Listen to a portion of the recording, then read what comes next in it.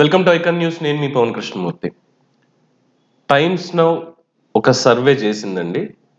MP ఎన్నికలు సమీపిస్తున్న నేపథ్యంలో తెలంగాణలో, అలాగే ఆంధ్రప్రదేశ్లో లోక్సభ మరియు శాసనసభ ఎన్నికలు సమీపిస్తున్న నేపథ్యంలో వీళ్ళు చేసినటువంటి times now ETG research survey అనేది ఒకటి రిలీజ్ చేశారు.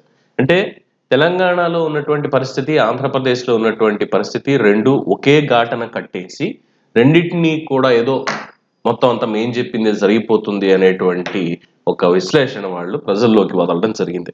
సో దీని మీద నా విశ్లేషణ ఏంటంటే, సరే తెలంగాణ దగ్గరకు వచ్చేసరికి అక్కడ ఉన్నటువంటి పరిస్థితులు చూసాం. రాజకీయంగా ప్రజలు ఏ విధంగా మార్పు కోరుకున్నారు, 10 ఏళ్ల పాటు ఉన్నటువంటి బీఆర్ఎస్ ని ఎలా గద్దెదించారు, అలాగే వాళ్ళ హయాంలో జరిగినటువంటి అవకతవకలు అనేక రకాలుగా అన్ని రంగాల్లోనూ ఏవైతే అవకతవకలు జరిగాయో, ఏదైతే డెవలప్మెంట్ కొన్ని చోట్ల ఆగిపోయిందో, ఎందుకంటే అన్ని చోట్ల ఆగిపోయిందని చెప్పడానికి లేదు, కొన్ని చోట్ల ఆగిపోయిందో, సో వాటన్నిటినీ ఉన్నటువంటి రేవంత్ రెడ్డి కాంగ్రెస్ ప్రభుత్వం బయటికి తీసుకొస్తోంది. సో వాళ్ళకి బ్యాటరీ మార్క్ అనేది వచ్చేసింది. అలాగే తెర వెనుక బంధాలు నడుపుతున్నారు బీజేపీ మరియు బీఆర్ఎస్. సో ఇక్కడ ఏమైపోయింది, బీఆర్ఎస్ ఓటు మొత్తం చీలిపోయి అటు బీజేపీకి అడ్వాంటేజ్ అయిపోయింది. దాంతో వాళ్ళు కూడా ఎప్పుడు పుంజుకోబోతున్నారు అనేది చెప్తున్నారు. అయితే ఎలా ఉంది ఈ ఎంపీ ఎన్నికలకు సంబంధించి తెలంగాణలో ఎలా ఉంది పరిస్థితి అనేది చూసినప్పుడు, కాంగ్రెస్ పార్టీకి 8 నుంచి 10 ఎంపీ సీట్లు, భారతీయ జనతా పార్టీకి ఇప్పుడున్న 4 కాకుండా అదనంగా ఇంకొక 2, మొత్తం 4 నుంచి 6 సీట్లు వచ్చేటువంటి అవకాశం ఉంది. బీఆర్ఎస్ కి కేవలం 2 నుంచి 4 సీట్లు మాత్రమే వచ్చే అవకాశం ఉంది అనేది చెప్పారు.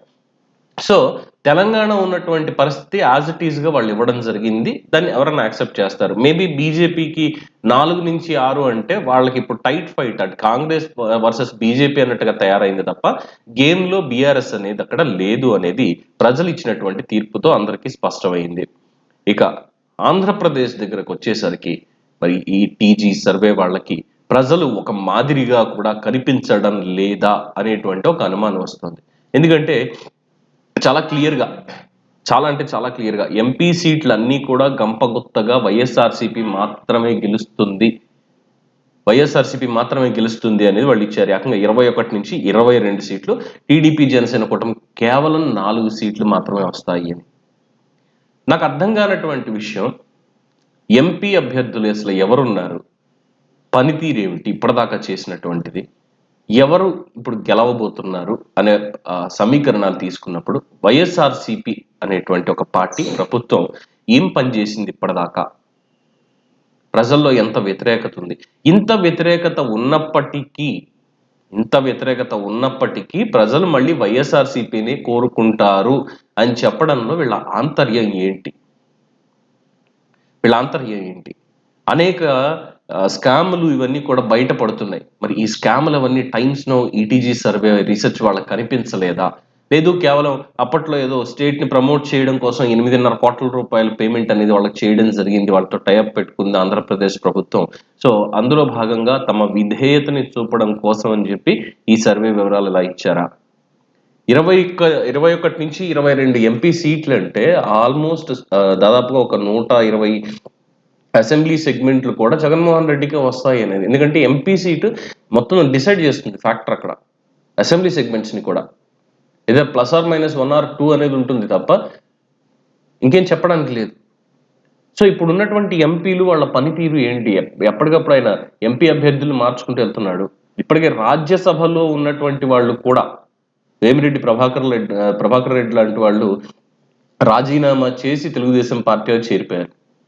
రాజ్యసభలో ఉన్నటువంటి విజయసాయి రెడ్డి నెల్లూరు ఎంపీ క్యాండిడేట్ గా పోటీ చేయబోతున్నాడు. ఇలాగా మిగతా లావు శ్రీకృష్ణదేవరాయలు నరసరావుపేట ఎంపీ, నిన్న అక్కడ కాదు వేరే చోట పంపిస్తాం, అక్కడికి వెళ్ళి చేసుకో అని చెప్తే నేను అక్కడికి ఎందుకు వెళ్ళి చేయాలి, నేను ఇక్కడ కదా నిన్న సంస్థాగతంగా ఉన్నటువంటిది, నేను ఇక్కడ చేస్తానంటే ఒప్పుకోలే. పవన్ కళ్యాణ్ని చంద్రబాబుని బూతులు తిట్టాలి అని ఇంకో ఆబ్లిగేషన్, నేను తిట్టనని ఆయన బయటకు వచ్చాడు. సో ఇలా అభ్యర్థులు వాళ్ళకి దొరకట్ల. దాదాపు 11 లిస్టులు, సమన్వయకర్తల కింద 11 లిస్టులు రిలీజ్ చేశారు ఇప్పటి వరకు, అసెంబ్లీ కావచ్చు లేదంటే ఎంపీ సెగ్మెంట్కి కావచ్చు. అందరూ సమన్వయకర్తలే, ఒక్కళ్ళు కూడా క్యాండిడేట్ అనేది లేదు. వీళ్ళకే బీఫామ్ ఇస్తున్నాము, వీళ్ళే అభ్యర్థి అని చెప్పడానికి ఇప్పటి వరకు వాళ్ళకి ధైర్యం సరిపోవట్లేదు. అలాంటిదిగో ఈ సర్వే ఇవన్నీ చూస్తూ ఉంటే నవ్వుగాకేమనుకోవాలి, సో నిజంగా ప్రజల్ని మిస్లీడ్ చేయడానికే ఇటువంటి సర్వే ఇచ్చారా అనేటువంటి ఒక అభిప్రాయం నాకు కలుగుతుంది. సో దీని మీద మీరేమంటారు? మీ అభిప్రాయాన్ని కామెంట్స్ రూపంలో తెలియజేయండి. చూస్తూనే ఉండండి ఐకాన్ న్యూస్. నేను మీ పవన్ కృష్ణమూర్తి.